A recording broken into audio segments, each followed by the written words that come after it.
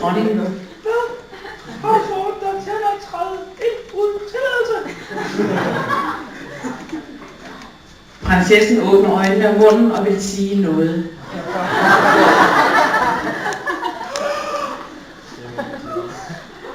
Hertugen holder vejret åndeløst tilbage.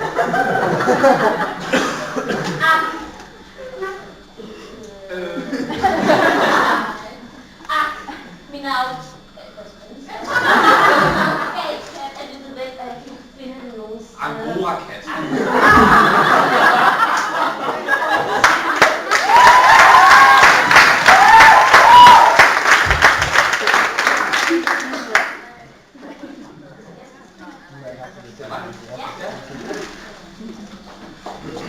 Vidunderlig prinsesse.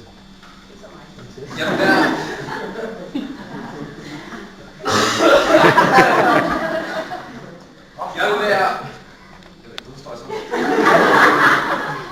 Jeg vil være mere end lykkelig, hvis jeg kan stå til tjeneste. Hør mig ned!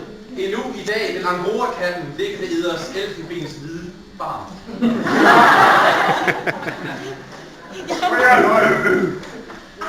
Modigt forlader hertugen scenen med vugne mandlige skridt.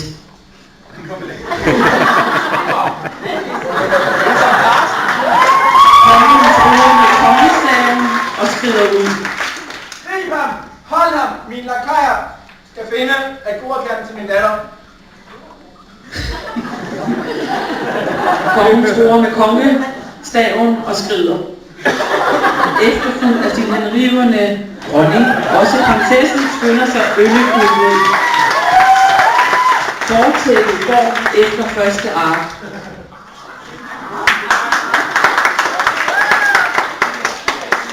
Nu åbner tættet sig igen. Den vidunderlige prinsesse kommer ind og læner sig mod vindueskarmen. Hun hører i det fjerne roens klappen. Kongen træder ind og sætter sig i sin tronestol, forfulgt af sin henrivende dronning.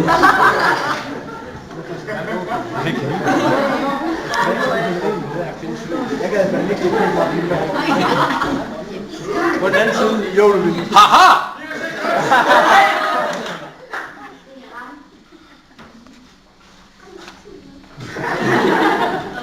Ej, jeg skal ikke træde endnu. Sorry.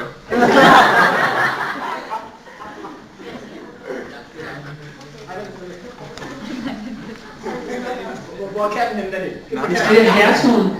Stolt træder ind, den smukke hertug med Angora-katten. Så var han her igen. Så er prinsesse. Min Angora-kat, min Angora-kat. Kongen er meget jaloux og banker kongestaven 2 gange ned i gulvet. Hertugen falder på knæ for kongen. Herre konge, jeg fandt Angora-katten, og nu anmoder jeg om min belønning. Jeg anmoder om eders datters hånd. Kongen rejser sig bredt. Banker kongestaven i jorden. Ud med dig! Ud med dig! Råber han med al sin kongelige kraft. Ud med dig! Min datter kan ikke vindes med et simpelt kat. Skrid! Den smukke hertug vender sig om og vil gå. Da han kommer forbi den vidunderlige prinsesse, rører han ved hendes sarte hånd.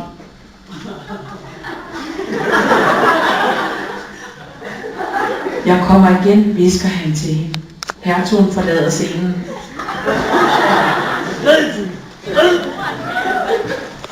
Skal du lade katten ligge?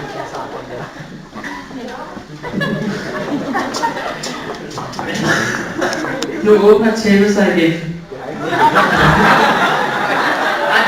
Det var der var tæppet. Kongen træder ind på fuld af sin henrivende dronning. Kongen står tankefuld midt på scenen. Dronningen står tålmodigt ved siden af ham.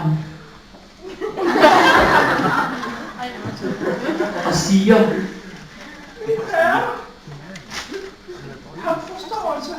Din prinsesse har dækkerne og vil ikke lade sig trøste. Dronningen ser spørgende på kongen.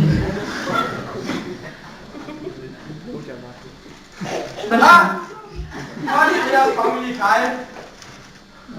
Dronningen holder kaj.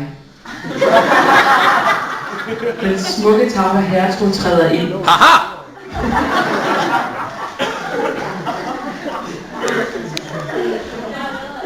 Igen. Åh konge! For nylig bad jeg om eders datters hånd. Vil de ikke nok? Ha! Ikke tale om du med dig ud! Ikke tale om ud med dig! Kongen banker ivrig med sin kongestav i gulvet.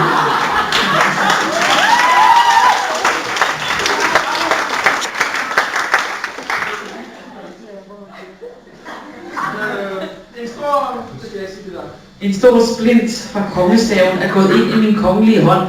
Jeg bløder! Har du ikke til buffet?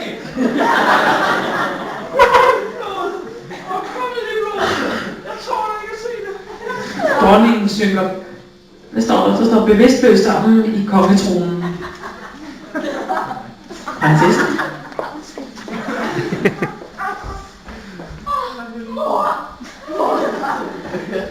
Fremstræber den henrivende og smukke prinsesse, imens hun synker bevidstløs sammen med sin moders side. Au, au! Hvad får man af? Ingen vil hjælpe mig! Hertugen griber kongens hånd og trækker den smertefulde splint ud. Jeg har været på kursus. Haha!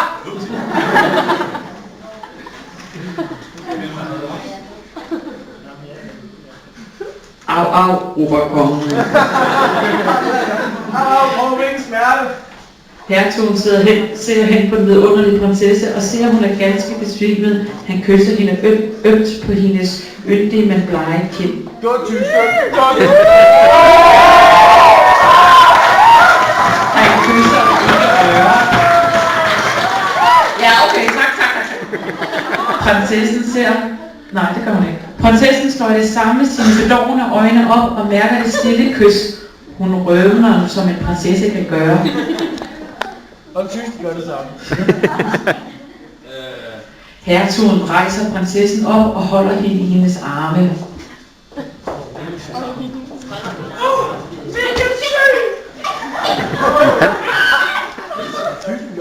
Kongen vågner op og siger artigt. Her ligger jeg, såret med kongeblod på hånden, og du min datter, højder bare med en simpel hertug. Dronningen træder hen foran kongen og siger.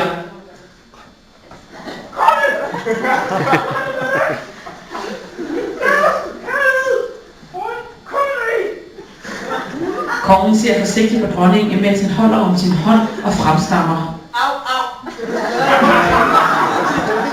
Dronningen ryster på sit hoved, imens hun siger. Hertugen følger stille prinsessen ud, imens de holder om hinanden.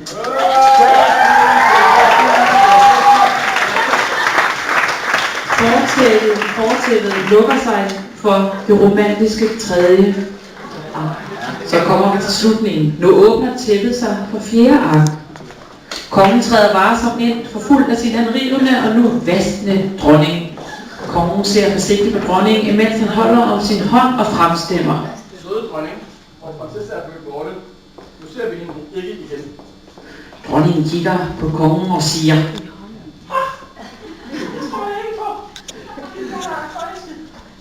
Forsigtigt kongen fremstammer forsigtigt. Tror du?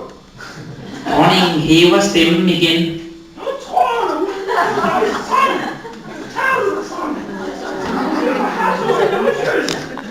Kongen fremstemmer forsigtigt. Dronningen taler højt og siger. Ja!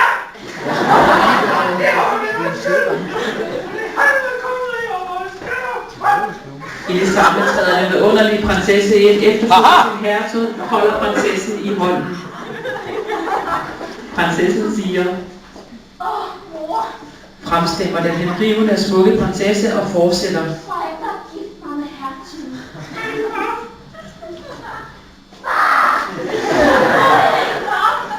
Kongen piller nervøs ved sit slips og fremstemmer, imens han kigger på dronningen. Jo, min pige. Du vil gerne gifte dig med ham. Og du får også det halve kongerige. Og således blev de gift og leve lykkeligt til deres dages ende, og tæppet falder for sidste gang.